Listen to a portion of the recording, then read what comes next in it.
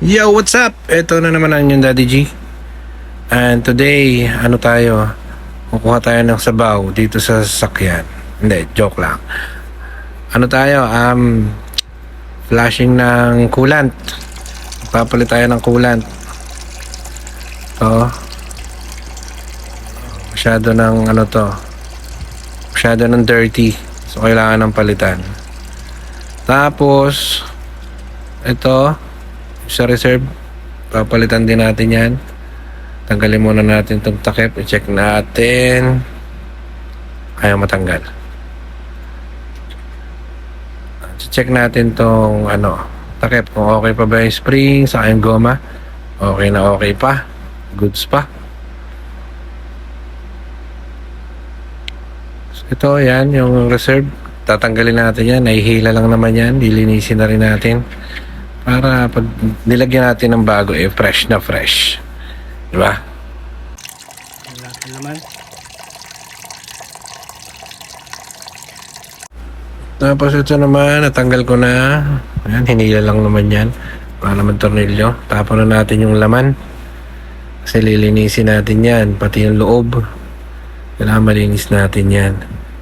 Tignan nyo, ang dumi, diba? Dumi ng loob. Lilinisin natin yan. Para goods na goods pag nilagyan natin ng bagong coolant.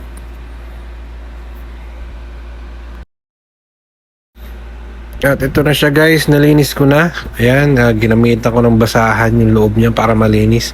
Saka yung panungkit para malinis ko lang gusto yung loob. So goods na to. Ready na to para salinan natin ng bago mamaya. Pagkatapos natin na-flush yung lumang coolant. Yan guys, at ito na yung unang sabaw na nakuha natin. Yan, ito na yung lumang coolant. Ito yung bago, ito na yung kulay. Maganda pa ng kulay kaysa dito. Dirty na. Parang lumot na. So ito yung ipapalit natin. Yan, Prestone. Ready to use na. Siyempre, ito yung panghuhugas natin na mineral water. So yun na guys, sinara ko muna yung drain plug. Salinan muna natin ng tubig. Pupunuin natin to ng tubig. Hintayin lang natin mapuno. Tapos papaanda rin natin ito ng mga 5 minutes. Hintayin natin umikot uli yung tubig sa makina para makuha yung mga lumang coolant na nandun pa sa loob. Ang binili ko nga pala ng coolant guys ay 4 liters. Bali, pag nagsalin kasi tayo ng bago, nasa 3.5 litro yung magagamit natin eh. So, mas maganda bumili na kayo ng mga 4 na litro o hanggang 5 litro para may reserbo pa kayo. Itong sinasalinan ko, Ertiga. So, ito yung capacity nung radiator. Ito na, umaandar na yung makina. So, hintayin lang tayo ng mga 5 minutes. Yung puno na tubig na yan, bababa pa yan eh. Kasi iikot pa yung niyan. Pag uminit na yung makina, iikot na yung tubig niyan doon sa makina. So, makukuha na doon yung lumang coolant. Tapos, pwede na nating patayin. Tapos, i-drain na uli natin.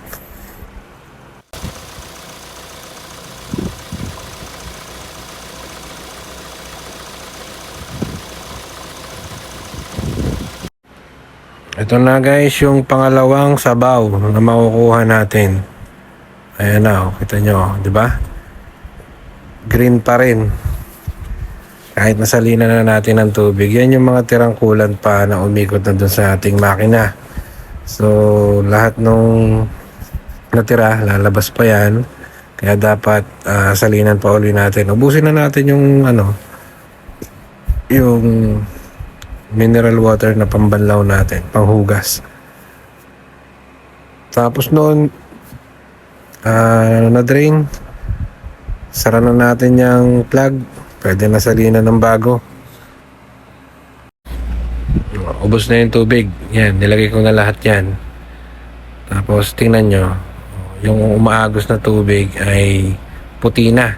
Kasi kanina, nung unang buhos natin dyan, green pa yung lumalabas. So ngayon, puti na. So, wala nang natira sa loob. Tingin ko, malinis na yung loob na yun. Punta naman natin yung drain plug. Nasa ilalim lang yan ng radiator. Ito, ayan. Nakikita niya yung puti na yan. Yan yun. Pag pinihit nyo ng counterclockwise, yun yung pa-open. Tapos pag clockwise, syempre, yun yung close. So, tapos na, wala nang tumutulo. Sasara na natin. Ito na yung yung pangalawang sabaw na nakuha natin. 'Di ba? Ang dami. So binuhos ko na lahat yung natirang tubig kanina eh. So ready na yan para salinan na natin ng bagong coolant. O ngayon, sali lang natin tong bago. Advice ko sa inyo, gumamit kayo ng embudo kasi nakalimutan kong dalahin yung embudo ko eh. So lalagyan ko na lang yan mamaya ng basahan sa gilid. Sa ako mas magaling pa kayo magpa-shoot, edi kahit walang embudo, kayang-kaya nyo yan. Parang ganito lang, diba? Basta focus lang tayo sa goal, mapupuno rin natin yan. So yun na guys, puno na. Tapos yung sobra, ito lalagyan din natin dun sa full nya. Tapos pag gina-start natin, pabawas naman yan, doon na siya kukuha. So yun na guys, tapos na. Ayan, bago na, malinaw na yan. Okay na. So yun lang. So mga gusto palit ng kulat niyan, ganun lang yung procedure. Dali lang. Kasi kailangan din nagpapalit tayo ng kulat para mas maalagaan natin yung makina natin. So yun lang guys. Tapos na tayo magpalit. So, dapat talaga papalit din tayo ng coolant. Kahit 2 years. Mabudget. Kasi yung taon-taon. Sampan kasi yan sa maintenance ng sasakyan. So yun lang naman guys. So, maraming thank you. Bye.